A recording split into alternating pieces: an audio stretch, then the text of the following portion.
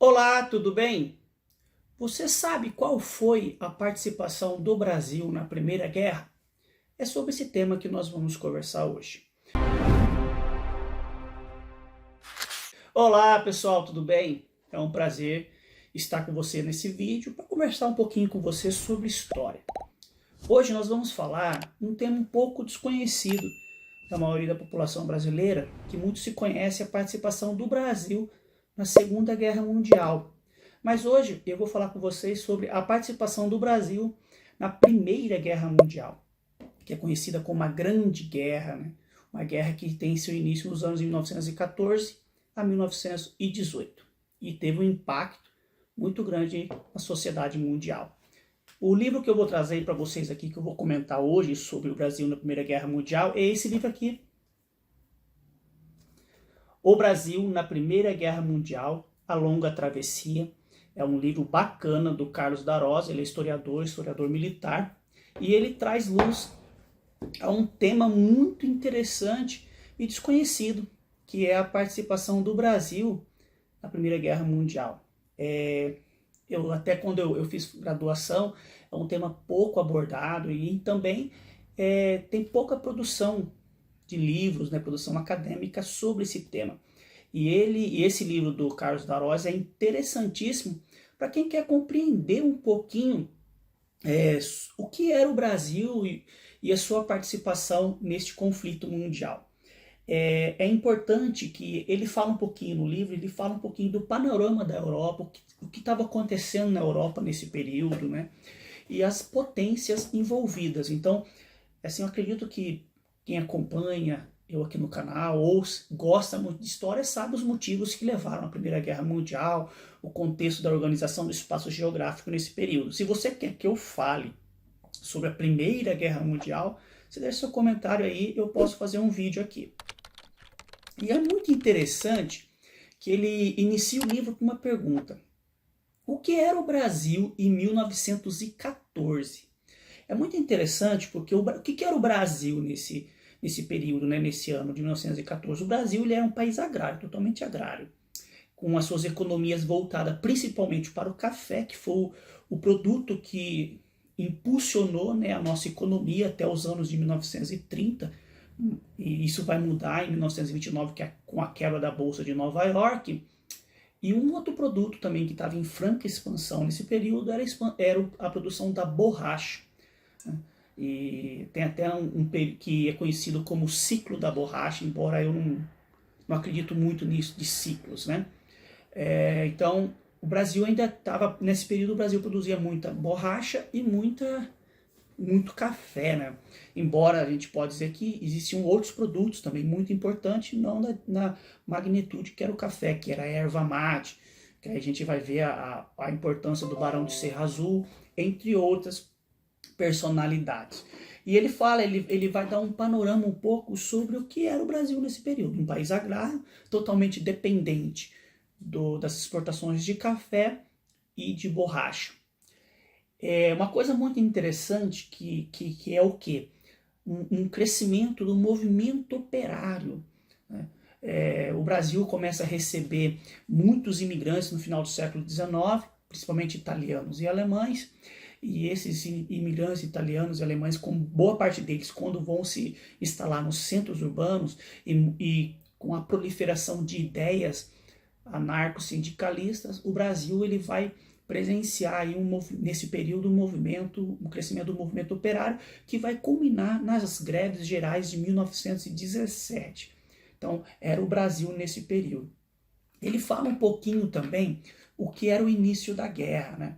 O início da guerra começou em 1914, o Brasil se manteve neutro, mesmo ocorrendo o afundamento de diversos navios cargueiros na costa brasileira por submarinos alemães.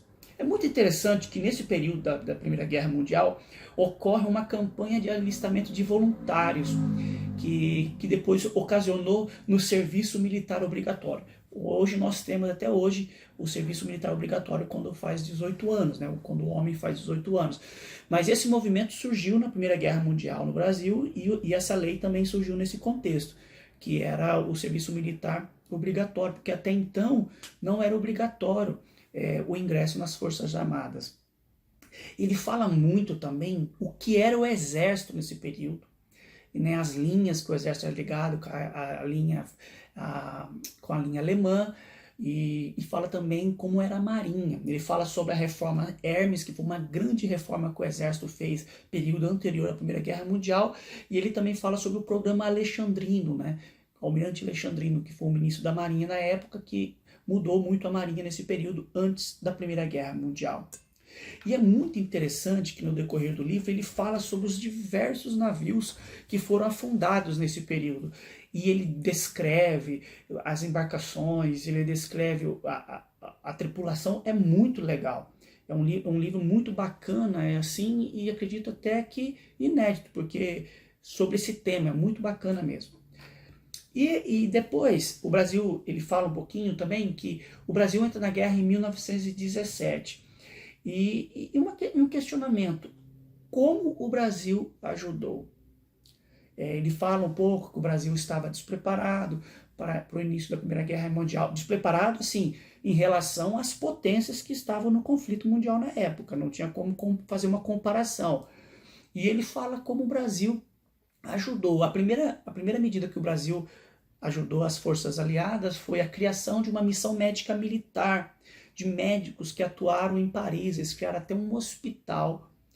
E também o envio de aviadores brasileiros para a Europa e para os Estados Unidos, que culminou com a criação, né, os primórdios da criação da aviação no Brasil. A aviação no Brasil era muito incipiente, era o início de tudo mesmo. E foi a partir do envio desses profissionais para lá que o Brasil suscitou nos membros das Forças Armadas a criação de uma força aérea, né? E isso foi com o envio desses aviadores. Outra coisa interessante foi o que? A criação da Divisão Naval de Operações de Guerra, que é a DNOG, que tinha como objetivo patrulhar, fazer o patrulhamento, né? A defesa desses navios de comboios, de navios comboios para a Europa, tendo em vista que os submarinos alemães estavam fazendo o afundamento de diversos desses navios, com o intuito de quebrar a logística desses países, né?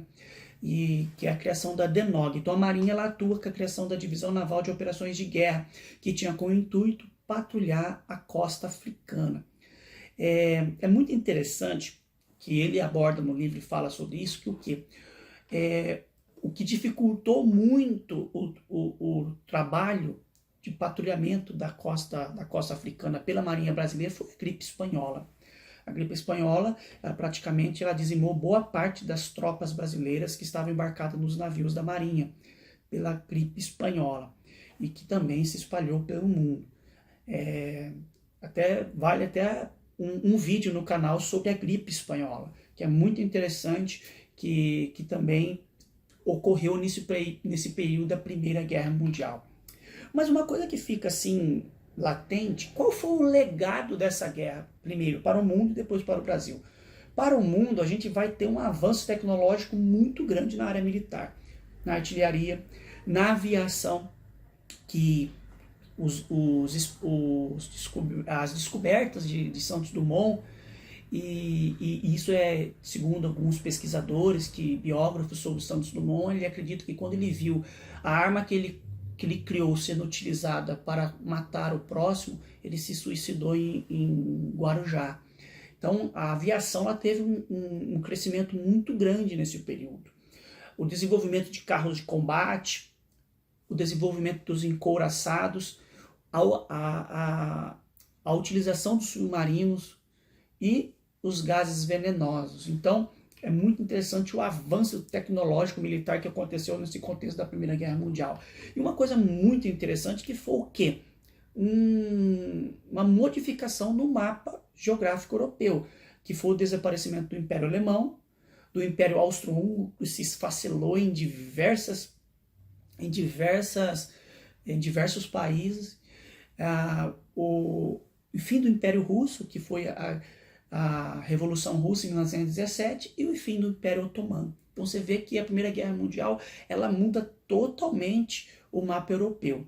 Uma coisa muito importante, qual foi o legado para o Brasil? É muito importante porque até então o Brasil antes da Primeira Guerra Mundial, o Brasil ele vai exportar café e vai comprar produtos manufaturados. Com o início da Primeira Guerra Mundial, o que acontece? Boa parte das indústrias desses países estão voltadas para a produção de materiais bélicos. E também, devido à guerra em si e os submarinos alemães percorrendo o Atlântico e afundando diversos navios, muitos desses suprimentos, desses produtos manufaturados, né, produtos industrializados, deixaram de vir para o Brasil.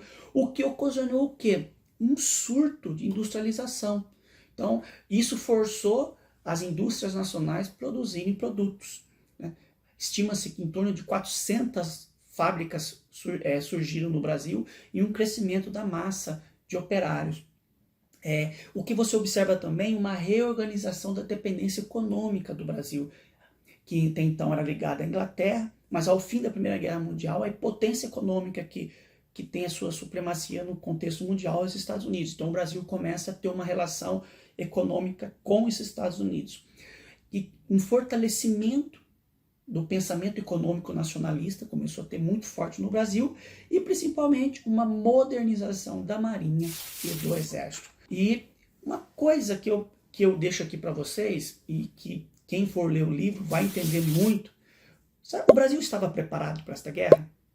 Isso foi um pensamento, isso é uma pergunta latente no livro do autor. E aí, o que você acha? Espero que você tenha gostado desse vídeo. Se inscreva no canal e indique para os seus amigos. Até a próxima resenha crítica de algum livro. Um abraço.